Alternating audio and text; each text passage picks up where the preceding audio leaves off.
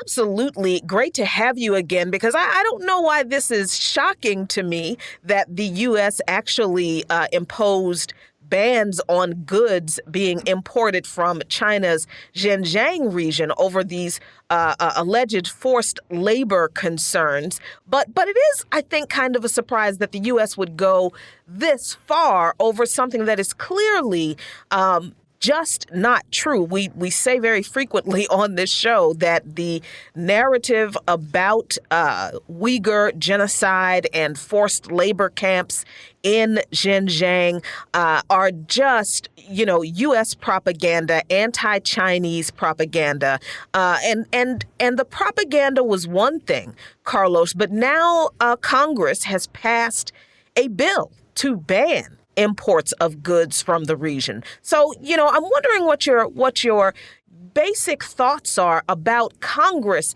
taking up this action, considering that this is all based on a lie. Yeah, that's right. I mean, for one thing, the timing's really interesting, isn't it? You've got the Beijing Winter Olympics coming up. The US, Britain, Canada, and Australia have announced that they're going to boycott or impose a diplomatic boycott of the Winter Olympics. So there's a sense that the US has rushed this bill through in a bid to embarrass China and to add to the diplomatic pressure on it.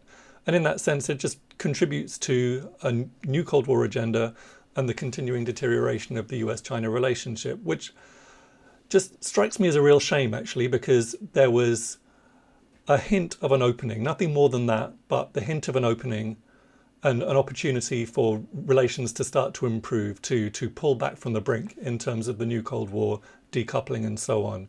We had the COP26 in Glasgow, which was mainly not a particularly successful event, not a particularly successful summit overall, but one positive thing that came out of it that was unexpected was that you had the joint declaration announced at the end between the US and China.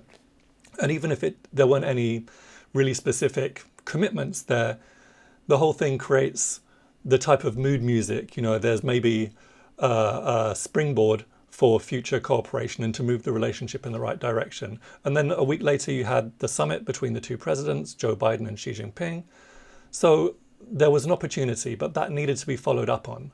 And what the US administration has done instead is the opposite. It's doubled down on its Cold War. It's doubled down on decoupling with new sanctions on China, new sanctions on the DPRK, further unfounded and really reckless and irresponsible slanders about genocide in Xinjiang, with this so-called diplomatic boycott and the attempts to turn the Winter Olympics into a failure in the eyes of the world. For example, they've been making this huge, inordinate fuss over Peng Shuai, for example, with the Summit for Democracy that took place a couple of years ago, inviting Taiwan but not China.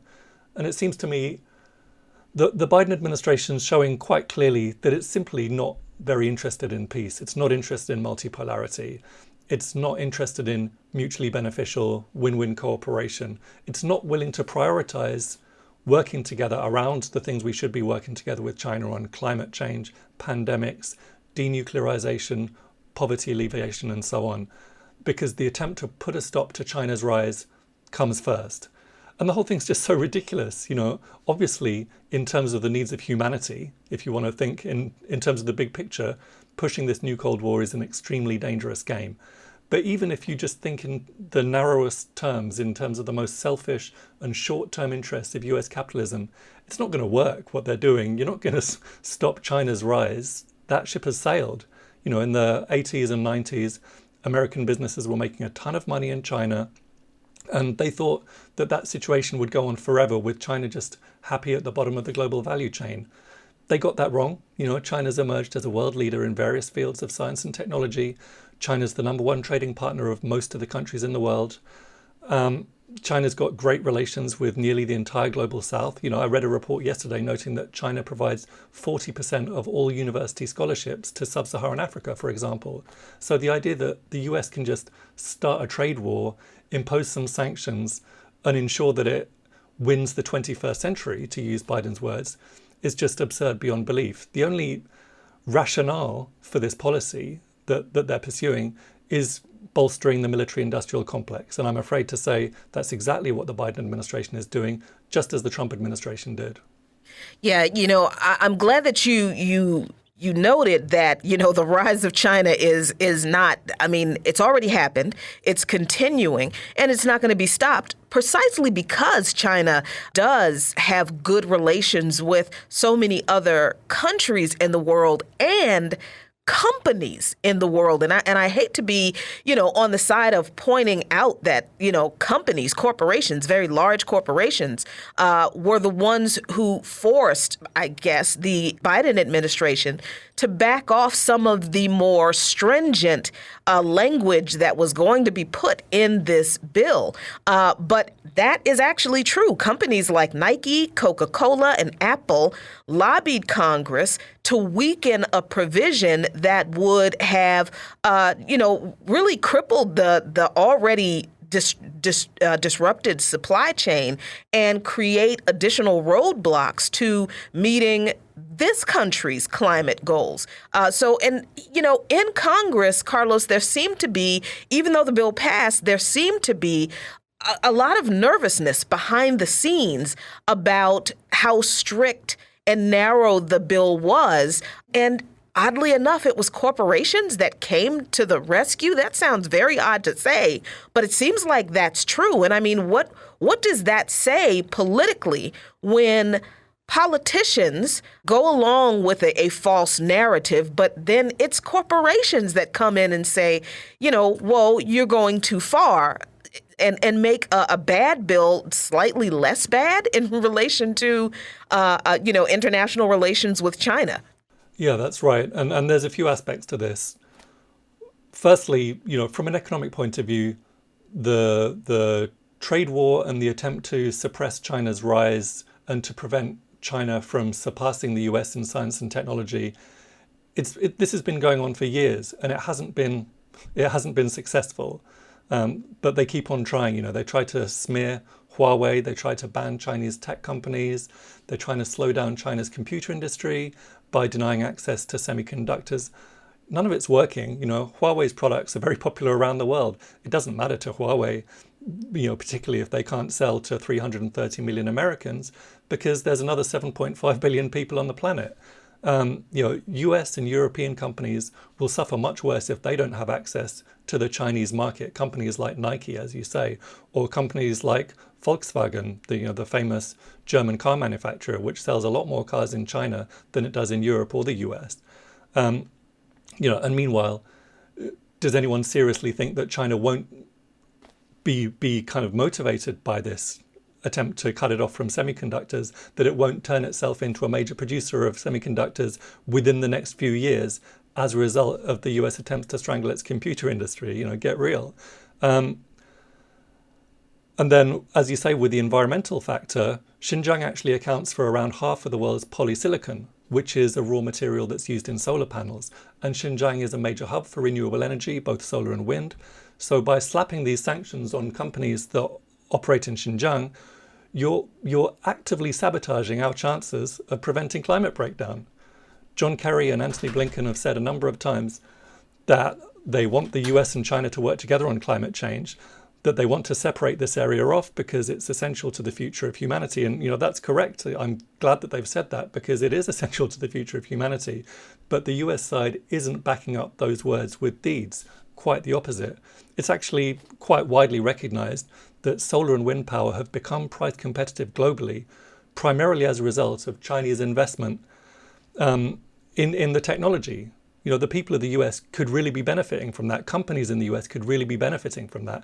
But these sanctions, along with Trump's trade war, which Biden shows no sign of dropping, by the way, stand in the way. So the whole thing is just reckless, stupid, and illegal. And that's another thing. The act really makes the US look bad when it tries to paint itself as the arbiter of freedom, the arbiter of human rights, the arbiter of kind of rule of law.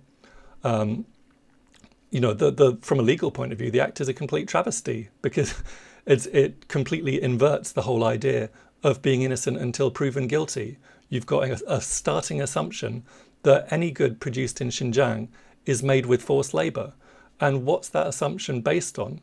It's based on a couple of reports from completely discredited sources. Adrian Zenz, Senior Fellow of the Victims of Communism Memorial Foundation, the Australian Strategic Policy Institute, which is funded by the US Department of Defense, the Australian Department of Defense, Boeing, Lockheed Martin, the entire US-led military-industrial complex. And the State Department doesn't have to prove that any given company, any given entity uses forced labor. The starting assumption is that they do use forced labor, and the only way a company can get around the sanctions is if they can actually prove that they don't use forced labor. So the burden of proof is on the accused. And yet the US is supposed to pride itself on the rule of law and to be a model for democratic states around the world. And the other legal aspect is that any unilateral sanction, as you know, is a violation of international law. To be legal under the rules of the United Nations, which is the definition of international law, sanctions have to be approved by the UN Security Council. These sanctions obviously haven't been approved at UN level, and so they're simply another example of the US acting as a rogue state and as the policeman of the world. And that is just increasingly out of touch with what the world wants. Yeah, and, this causes me to wonder about, the breathless claims from the Washington Post about a 2014 report, actually it was a PowerPoint presentation, I think, that claims to link Huawei, and that's why I thought of this because you mentioned Huawei, claims to link Huawei to Uyghur surveillance projects. Now, I feel like because the United States is so untrustworthy and operating on false information and perpetrating propaganda in every other aspect of the Xinjiang region, that this is a bunch of nothing also. But what can you tell us in the last few minutes we have, Carlos, about this claim that Huawei is linked to Uyghur surveillance? Yeah, so as you say, the Washington Post has unearthed a PowerPoint presentation from 2014 that it claims is a smoking gun on Huawei's cooperation in the repression of Xinjiang's Uyghur population. I mean, what can you really say? It's pretty weak source.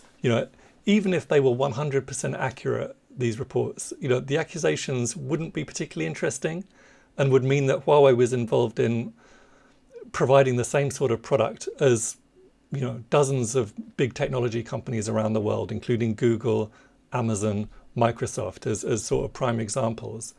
The report says that Huawei sold its image and voice tracking technology to Chinese government bodies, and that these may have been used for surveillance purposes in Xinjiang. I mean, there's nothing particularly surprising or novel about that.